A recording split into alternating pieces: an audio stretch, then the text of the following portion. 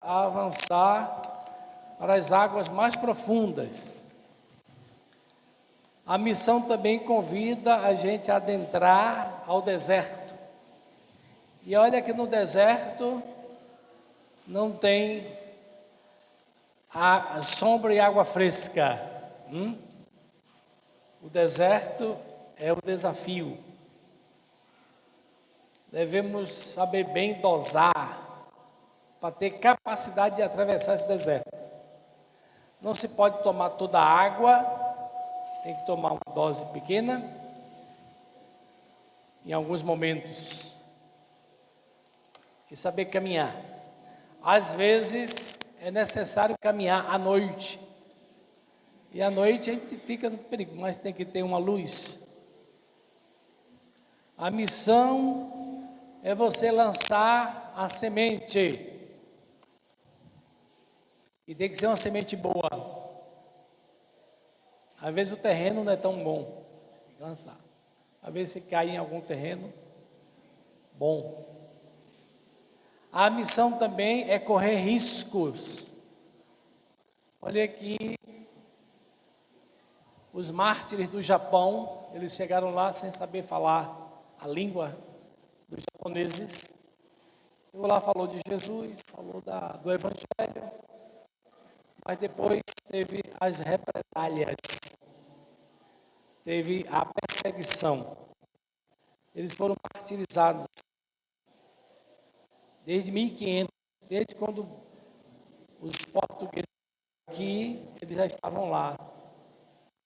Então aí é o risco da missão. Para se colher os frutos bons da missão, tem que passar necessariamente pelas dificuldades. Mas de fato, tudo que cai do céu pronto, tudo que dá de mão beijada, não se valoriza, é ou não é? Mas quando você derrama o seu suor, quando você se esforça, às vezes lágrimas, aí valoriza mais. Pode fazer um teste. O filho que recebe um presente do pai, tudo bonitinho, arrumadinho, ele acaba destruindo, não valoriza. Ele tem que aprender que aquele presente do pai, ele depois valorizar, conservar. Enquanto o pai está dando, tome, ele destrói, ele acaba, estraga. E quando ele compra com o salário dele, com o suor dele, aí é diferente, né? Essa é uma pedagogia que tem que acontecer no nosso meio. Assim também é na comunidade.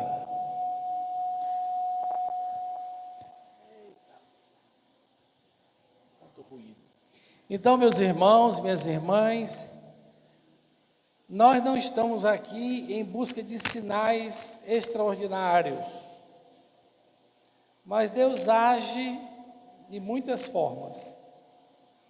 Deus não precisa enviar um raio do céu para dizer que Ele está zangado, ou uma chuva suave para refrescar o calor, dizer que Ele agora está contente, ou uma tempestade, uma enchente, mas é muito fácil a gente dizer aí, é castigo de Deus, isso é pecado, dizer que é Deus o responsável por essas tragédias que acontecem.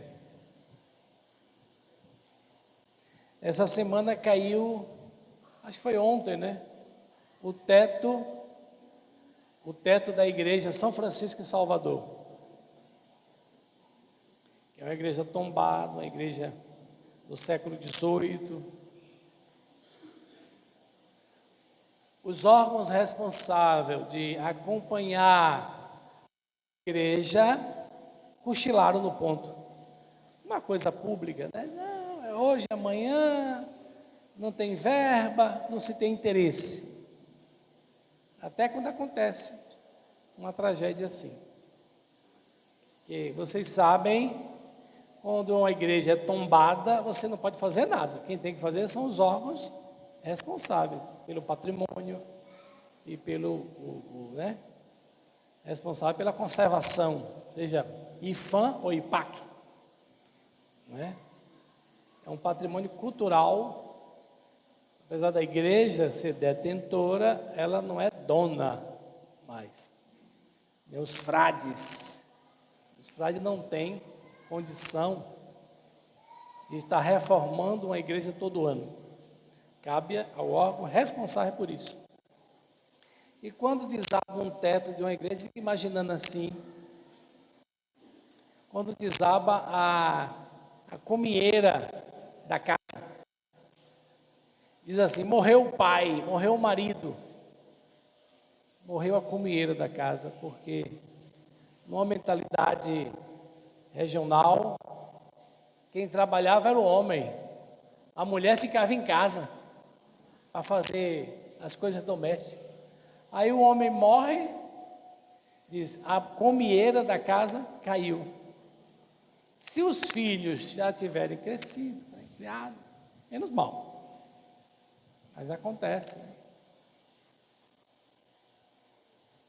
Quando um teto de uma igreja desaba, a gente fica pensando, meu Deus do céu, o que quer dizer isso? Qual é o papel da igreja? É ficar lá só para atrair turistas? Não. Para que essa igreja aqui em Boa União? Com essa torre bonita? É para ficar de enfeite, cartão postal? Não. Nós somos convidados a assumir esta igreja.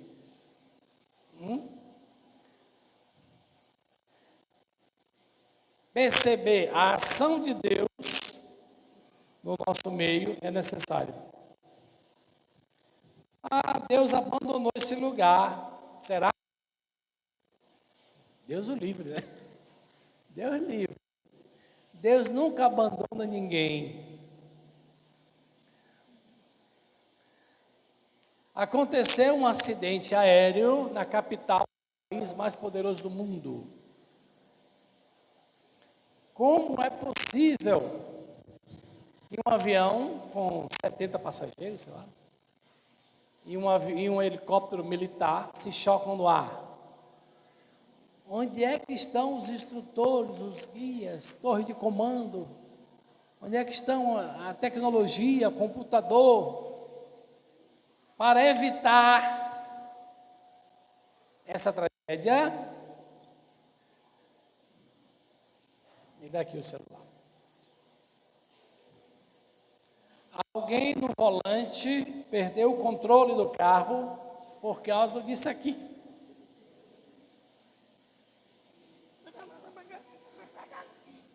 Hein?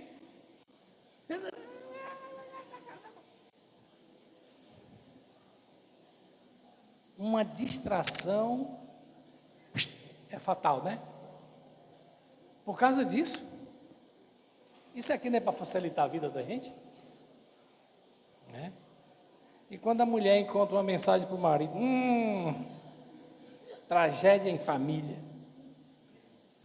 Gente, a missão é assim, a gente lançar luz nas trevas. A gente tem que trazer os acontecimentos do dia, os acontecimentos da vida, para levar a gente a uma reflexão.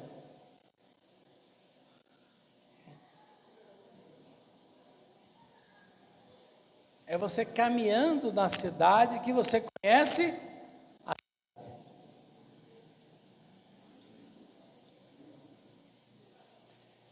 Fazia tempo que eu não andava de ônibus. Um dia eu fui andar de ônibus, eu escutei cada coisa nesse ônibus. Eu escutei fofoca, desde receita de bolo, receita disso. Eu escutei desde conversa política, desde piada, até alguém rezando também a gente escuta, né? Alguém está rezando lá. De vez em quando alguém está cantando.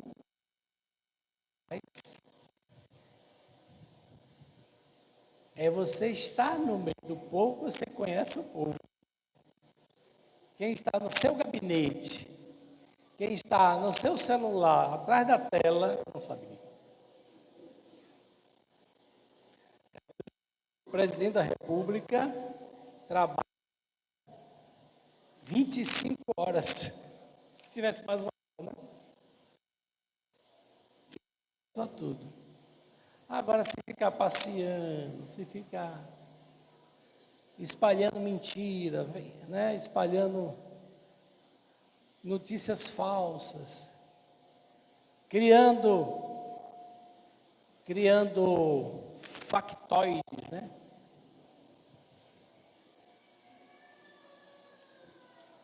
Não vai para lugar nenhum. Vamos imaginar que os mártires do Japão fossem para lá comer sushi, sashimi, tomar saquê. Eles foram para lá na missão. Jesus, no evangelho de hoje, disse: não leve nada, só leve o cajado. O que é um cajado? O cajado é aquela vara que o pastor utiliza para orientar as ovelhas. Vamos imaginar esta cruz aqui. Ela sai? Aliás, para subir a montanha é bom ficar com um cajado na mão, né? E o cajado, ele é curvado aqui, já viu o báculo do bispo? Porque tem essa curva exatamente para facilitar você segurar a ovelha. Se ela vem correndo de lá, e se vier o inimigo, você enfrenta o inimigo, os lobos. Ah, caiu no buraco. Bota o cajado lá e puxa pelo pescoço. O cajado é para isso. No Evangelho de São Lucas e no Evangelho de São Mateus, Jesus disse para não levar nem cajado. Aqui no de Marcos manda levar um cajado e uma túnica só, viu? Vem lá. No dia que alguém foi para o retiro, levaram 2 pares de tênis, um sapato bem lustrado, não sei quantas camisas clericais. Para quê? Você está em retiro, você não vai para lá para desfilar de não. Não precisa levar tanta coisa. E se a mulher uma sacola com pares de sapato e na outra o estouro de maquiagem. Haja maquiagem. Quem vai para o retiro não precisa usar maquiagem. Portanto, tem que levar o necessário. De fato, a orientação de Jesus, olha, vá, não leve nem dinheiro, aí tem que levar, pelo menos tem que levar alguma coisa, senão, como é que vai pagar a passagem, né? Nem pão, nem sacola. Sacola atrapalha. A pior coisa é você ter 4 volumes de sacola. Basta uma. Leve a não ser um cajado e uma só túnica. Aqui diz, não leve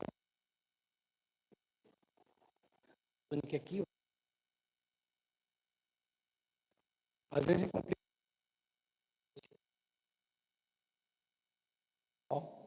Uma coisa simples.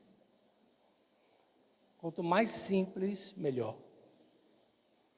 Se rebuscar demais, se enfeitar demais, estraga. Aí, sei lá. Portanto, Jesus envia os 12 em missão, ó, de 2 a 2, viu? Bote fé. Não é para ir o grupo todo. A pessoa que estiver da casa, diz, ei, rapaz, eu só preparei café para 2. Viu, Vivi? Não é para preparar café para tanta gente, não. Basta a missão 2 a 2. E chega lá, fala o necessário. Qual é a primeira coisa que se fala quando entra na casa? A paz. Tem alguém de paz ali? A paz fica. E se não tiver, a paz volta. E se o pessoal daquela rua, daquela cidade não quiser nada, sacode a poeira. Mas não precisa mostrar que está sacudindo a poeira, não. É se retirar para outro lugar, só. Não é para começar uma guerra santa. Tem um pregador aí que diz assim, Deus te abençoe. Aí não fala, aceite Jesus, largue a cachaça, largue o vício, largue, para você não ir para o inferno. Esse tipo de pregação não dá certo, não. Mas é que Jesus vai te abençoar. Jesus vai te dar... Não, Jesus não, Deus. Deus vai te dar tudo o que você precisa. É só botar R$7 todo mês na minha conta. Esse tipo de pregação não funciona mais. O Evangelho de Jesus é, de fato, conversão. Se esse Evangelho não me converte, se esse Evangelho não anuncia um mundo melhor, a sua pregação é ao vento. É como desabar o telhado. Desabou o telhado porque não cuidou.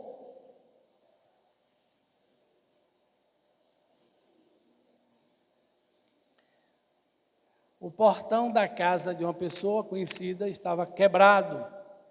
E tem criança nesta casa. O que aconteceu? O portão soltou e caiu em cima de uma criança. Por sorte, não matou a criança.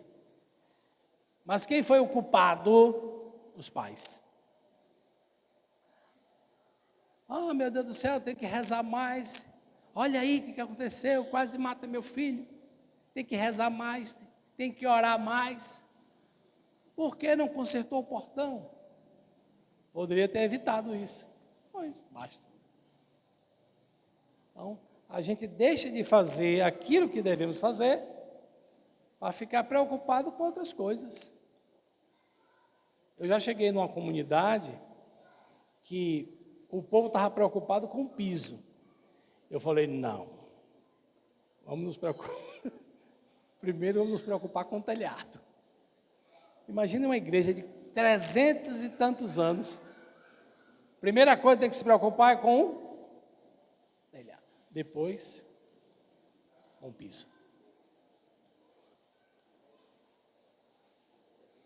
A gente tem que se preocupar agora com a nova geração.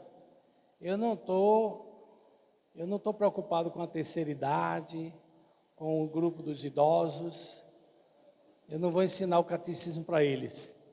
Mas é preciso ensinar o catecismo para a nova.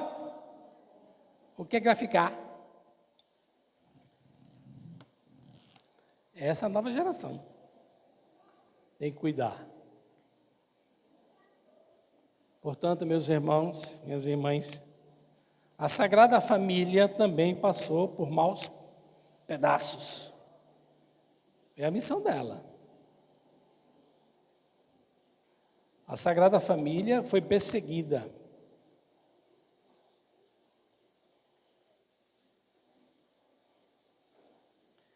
Maria teve que correr. José também. Às vezes, a gente também tem que correr às vezes, tem que se proteger, se precaver, porque neste mundo não se pode confiar em tudo. As intenções não são verdadeiras.